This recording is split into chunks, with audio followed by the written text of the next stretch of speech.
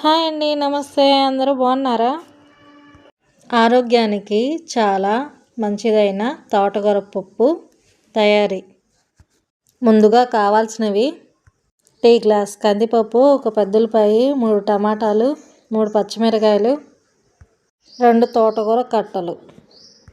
తోటకూరను కడిగి తరిగి పక్కన పెట్టుకోవాలి. ముందుగా పప్పుని 10 నిమిషాలు ఉడకబెట్టుకోవాలి. తర్వాత తోటకూర, టమాటా, పెద్దలపాయలు, పచ్చిమిర్చి వేసుకోవాలి. పప్పులో ఉన్న ప్రోటీన్ వల్ల ఆరోగ్యానికి చాలా మంచిదండి. తర్వాత తగినంత ఉప్పు, పసుపు వేసుకొని కలిపి మూత పెట్టేసేయాలండి. 1 స్పూను నూనె వేసుకొని మూత పెట్టేసుకోవాలి. ఉడికిన తర్వాత కారం వేసుకొని 2 స్పూన్లు మెదుపుకోవాలి.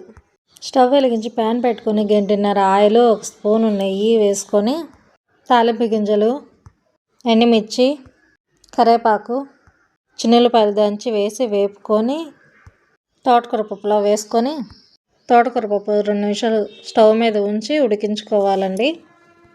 అంతేనండి, పప్పు తోటకూర రెడీ అయిపోయింది.